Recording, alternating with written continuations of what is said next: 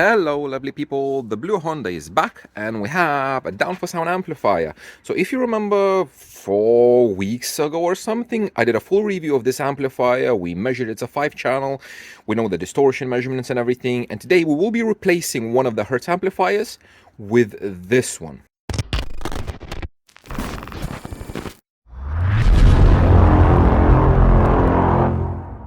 Okay, so the question is, why are we replacing this with this? There are some issues with this one. It has some noise issues. It has a relays inside, and when the relays click, we have like alien talkings through the speakers. Sometimes when the music starts playing, it kind of fine, but after a while it comes back. Second issue is the power. So this 5-channel is not that powerful. I measured it and it did like maybe below 300 watts for the subwoofer, and the sub can do much more. I think it's rated 500 or 750. I think this is 500. So those things. And another thing is that it overheats. So these Hertz amplifiers, they're very compact and they're running very hot. So when we have this panel on top, it doesn't touch the amplifier, but there's no air circulation or anything. And I was kind of scared in the very beginning about this, but then in the winter it's fine, but in the summer when it's a bit hot, it does overheat and it does shut down. So we do have a few fans. We're gonna put them somewhere, I'm not sure where, just to have some airflow flowing, because we do have gaps, air gaps like here and there. So probably 2 there just to pull the air and 2 there for exhaust.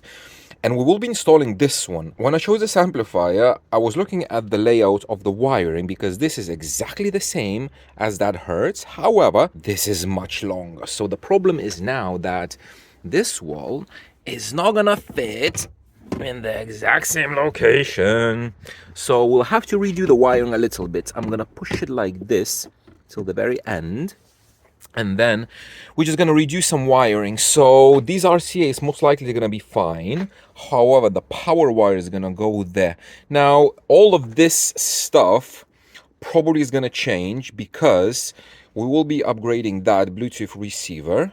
And maybe we're going to replace this amplifier later on with the Alpine V12. I don't know, maybe we'll see. But this is going to be more power than we actually need. So it is a 5-channel. What we're going to be using it for is the sub-channel for this one, and 2 mid-bass channels for the actual mid-bass. And for the mid-ranges and tweets, it's going to be this one for now, and maybe a V12 later on. So now I'm going to remove that one and try to wire somehow. Yeah, we'll need to break this pretty everything, because it's not gonna fit. So these, we'll need to move them a little bit higher probably. I'll have to rip everything. It's not gonna look pretty, it's not gonna look nice, but for now it's gonna be functional and it's not gonna overheat, and we're gonna have heaps and heaps of power. So this is the update wiring. I did manage to fit it in there. Now, yes, I had to unglue, and like when I did this amp rack, a lot of people say like, oh, you're gluing the wires, it's not serviceable, nothing. Yeah, when you unglue it, it does leave marks, but it is what it is for now.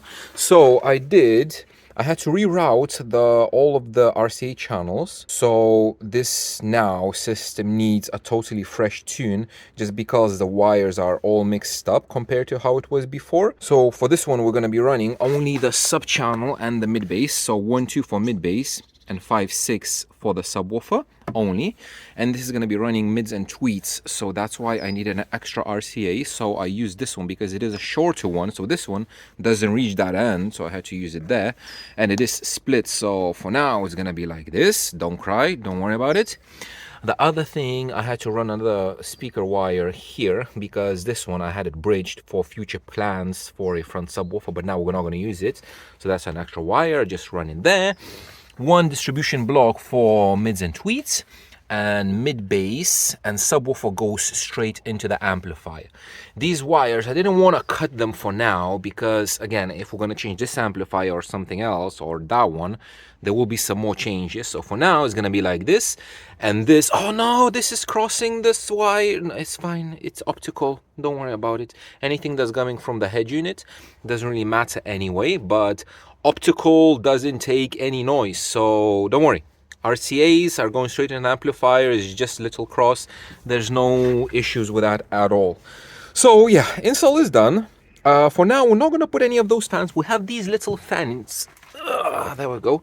So they're supposed to go like, they're a little bit shorter than this, but taller than this. So I was thinking maybe to put like one there, one there, one there. But now I'm thinking like it is winter anyway, and these will need some wiring because we need to put a relay for them and run some extra wires to the distribution. So since we're kind of pressed on time again because I need to retune everything, for winter I think it's going to be fine without the fans, and we will see how it's going to do because I don't think it's going to get warm at all, this one, because the Hertz runs hot. But this, even on when I was testing it, it wasn't hot at all. So we're going to leave it as it is for now. And if there's going to be any heat issues during the summer next time, then we might put some airflow. But yeah, this is this. And now I'm going to go and tune it. So this amplifier is a little bit taller.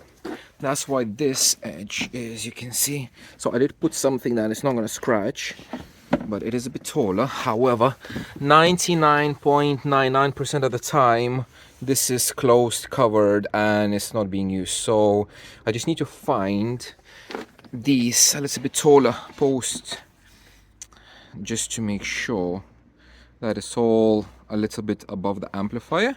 But for now, temporary, it's gonna be fine like that. Basically, yeah, when you put this one, the only change that you see is this corner just a little bit up. That's the only thing. But yeah, okay, let's tune it. Okay, that's it. Everything is done. Tuning is done. So we were hammering on the system for a good half an hour probably just to test everything. This one is stone cold. It's not even nothing. So as I mentioned, it's running just a subwoofer. So it's 2 ohm subwoofer and 2 mid basses, 4 ohm each. Not even nothing. This one, however, this one runs only mids and tweets, and it is already warm. It's like, this is a class D, but it's running like hotness, just like AB. It is very weird. This running mids and tweets is much warmer compared to this one running the whole show. So yeah, like these amplifiers, they're compact, but they're so overheating. So now we get more bass. When we have more headroom, we can crank it up. And now this system is, it's not SQL because of the doors. So the doors remove the actual, that good, nice kick feeling from you.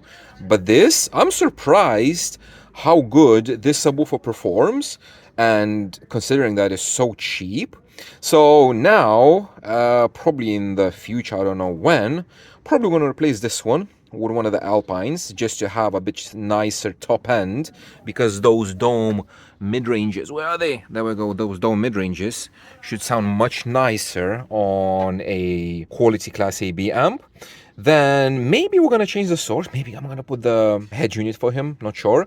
And I'm trying to convince him to replace this with a 15-inch, just because this box is like more than 3 cubic feet. So like this 12 in this massive enclosure is almost kind of infinite baffle, because it has so much airspace and the box is way too big for this one. So we could potentially either do it ported, to have a big massive port and tune it very low, like 25-28 hertz, or just to have a 15-inch with much more excursion and more power, because this, it can supply.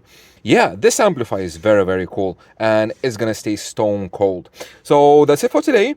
Very quick video. Thank you very much for watching, guys, and I will see you in the next one.